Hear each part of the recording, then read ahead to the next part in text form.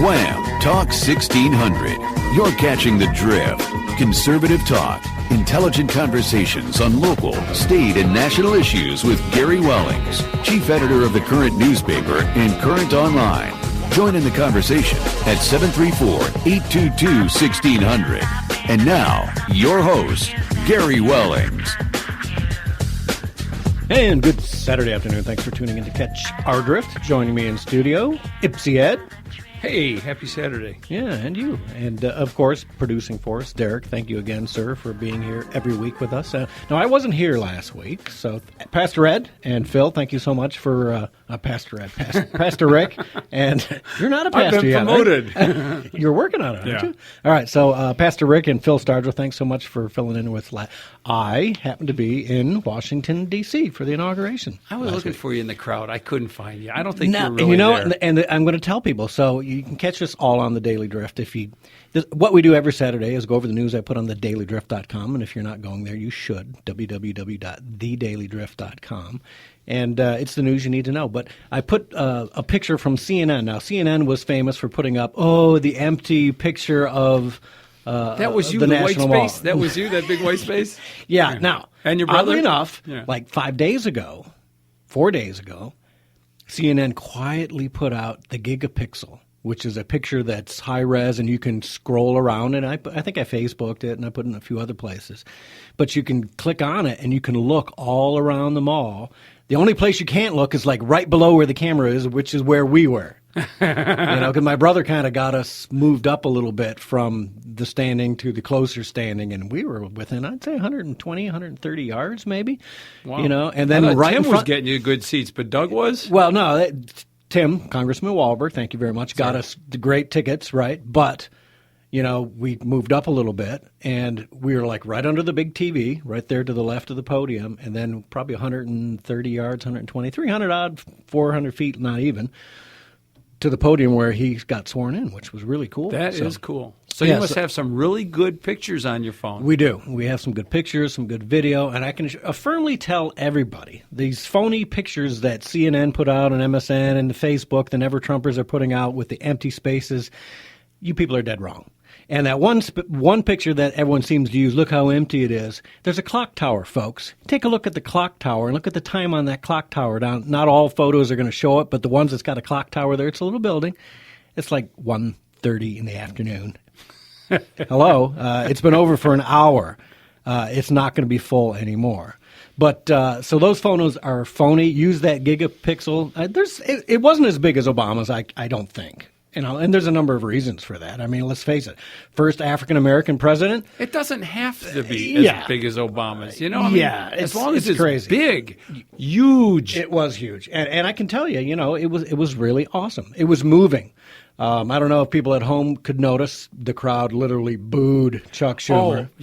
I told my wife, I said, look at that. They're booing Schumer. And I talked to people online, my blog and stuff, and they didn't catch it. But then somebody else was reporting that just yesterday, that you could hear the boos. Yeah. I felt it was so bad that I actually kind of felt sorry for him. Like, ooh, man, that's brutal. And then the other part. Oh, yeah. Well, yeah. I mean, I'm a human being. I have empathy for people. And I felt to myself, dude, can't you hear the boos? You might want to just hurry it up and get done, because people were like, literally, shut up, we want Trump, And I'm like, man, even that's a little brutal. But what Schumer was saying was a dig. Oh, it was a continuous dig. It was like, wow, the anti-inaugural. Don't hate me for being empathic, empathy, having empathy. Empathic, is that the right word? Yes. I don't know. Whatever. Anyways, the other part that made me feel a little bit bad. Empathetic, yes.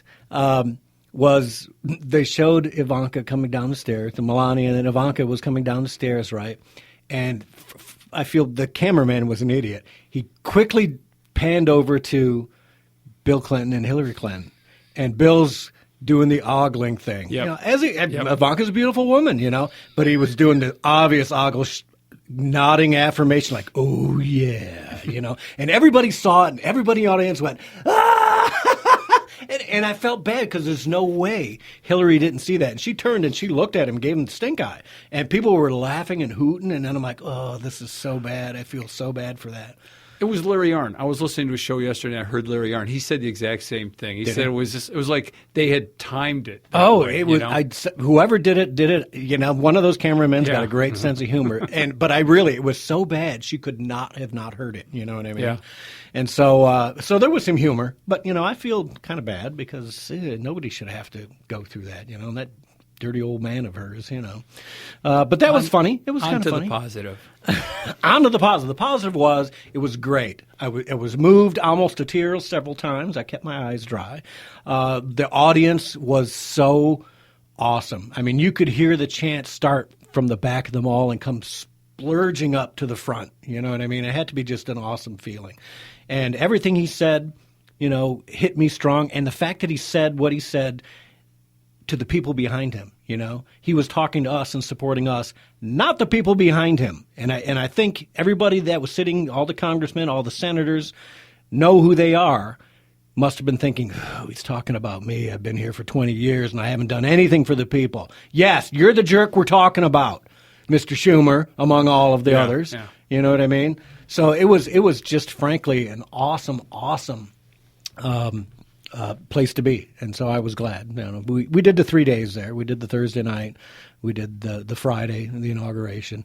What I didn't like was they literally shut the town down because of the probability of protesters and violence. You know, so Thursday night we went out to dinner. We saw some of that violence in the streets, breaking windows and stuff, and which is pretty disgraceful. You know, and then of course we did the Michigan Ball, and you know, our poor wives had to walk in their ball gowns a mile and a half over to the Smithsonian to go to this ball. No cabs, no lifts, no Ubers, nothing. You know, so you want to talk about some poor planning. Ugh. Yeah, that was some poor planning on the part of whatever was going on there. But as my wife and I walked in, right in front of us, Rick Snyder, and I'm like, I had to zip my lip. You know what I mean? I had to lip. I was like, Rhino Rick, what's going on? But I said nothing. I was calm, cool, and did not make a fool of myself, at least at that point anyways.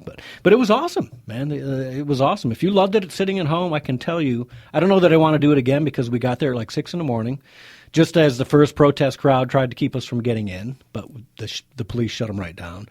And standing in the cold for 6 hours, that's not the coolest. My wife and I went, and when we were there in September of year last, we thought, well, we'll just get off the cab here and walk from the World War II Memorial to the Lincoln Memorial, you know, down the reflecting pool. Yeah. Oh, man, it was so cold. By the time we got there, it was wet and cold. And yeah, that's a longer walk than you'd think it is to look at it. Yeah. So we're going to get into the protests a little bit and talk about that too. But let me take care of a little business. Sponsor this half hour is Brighton Ford. If you've not been to Brighton Ford, you really should try talking to them about their service or buying a new car or buying a used car. They have great selection. 800-494-2175. 800-494-2175. Or you can go right to BrightonFord.com. Brighton Ford's got a great inventory online, good website. You can get all kinds of stuff there. And if you want to get coupons for service, go to thecurrantonline.com. That's COURANTonline.com, and it's the back page for January. You'll see tire rotations for $16.95, as Works fuel savers packages for $29, 10% off all parts. You name it, they've got it. It's a great place to get your service done. Todd and Scott Spittler run a great dealership. So check them out up in Brighton. They're right on Grand River, right at the exit there. So a good place to go. Check them out. Okay, so the protests were the next day. And if you want to talk about numbers, you know, they talk about, the people was huge, the massive numbers that were at the protest, right? And they quoted Metro numbers. Well, let me tell everybody one thing that I haven't heard anyone else say. All the people that were there on Inauguration Day were there on Saturday as well, because the hotels forced you into a 3-day booking.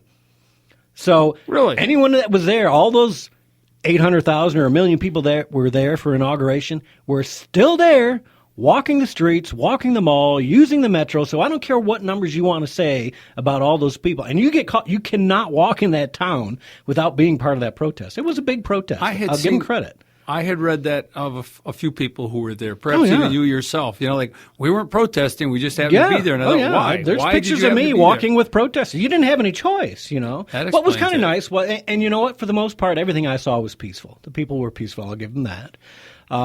The language on the signs and the language that I heard was highly disturbing. especially with a number of young kids, young girls running around. It did not set the kind of example that, don't talk to me about Trump objectifying women.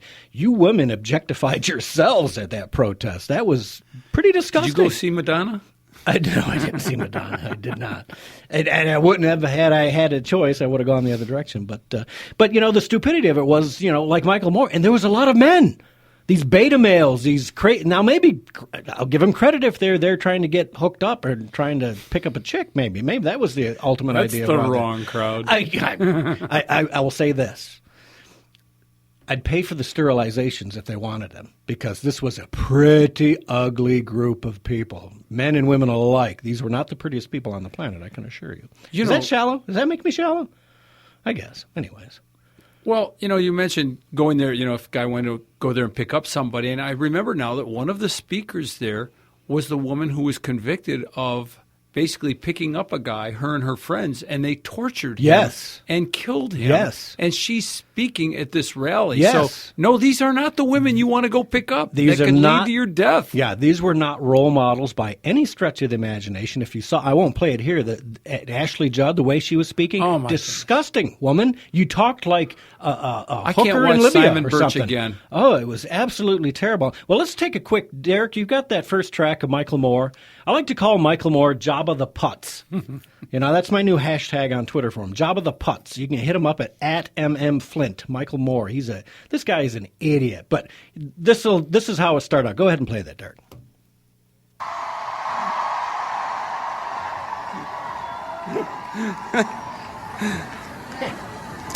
So I woke up this morning, picked up the Washington Post, and the headline read, "Trump takes power." I don't think so. Here's the power. Here's the majority of America right here. We are the majority. Yeah. Sorry, Mr. Moore, you're not the majority. And the guy that's in the White House takes up a lot of room. I get so sick and tired of just listening to him. He's the most aggravating man on the planet to be listening to. Really is. But Jabba the Putz. So if you're on Twitter, if you're on Facebook, and I highly encourage people to do that, use that hashtag. Hashtag it up. Jabba the Putz. Because this guy is just a retard. He really is. How he's made money in Hollywood is beyond me. Well, it's Hollywood. I guess he could make money on that. But one of the ladies who organized the march, right? Here's the point I want to get to. Linda Sarsour. And this is the hypocrisy. Women, even if you went to that march for all the most positive of reasons, the lady that organized it is a Muslim, Sharia-supporting person, right? And wait a minute. Sharia, and how does that treat women? So you're going to a march to empower women, and yet the woman who's putting it on and the woman who started out with the speech, and we've got track 2 ready, Derek? This is Linda Sarsour. And listen to this, ladies. This is the woman that you picked to allow this thing to be organized. And she's a full-on Sharia-supporting, Muslim Brotherhood-supporting Muslim. Go ahead and play it. My name is Linda Sarsour, and I am one of the national co-chairs for the Women's March on Washington. Muslim. I stand here before you, unapologetically Muslim American, unapologetically Palestinian American, unapologetically from Brooklyn, New York. Muslim. Sisters and brothers, you are what democracy looks like. Sisters and brothers, sounds like you Hillary. are my hope for my community. She's screeching. She's a harpy. Total harpy. I will respect the presidency, but I will not respect this president of the United States of America. I will not respect an administration that won an election on the backs of Muslims and black people and undocumented people and Mexicans and people with disabilities and on the backs of women. All right, really? He won the election because he on the backs of? I don't quite understand the message there, other than the fact that she's just shouting. And a heartbeat? It doesn't. Yes, worse than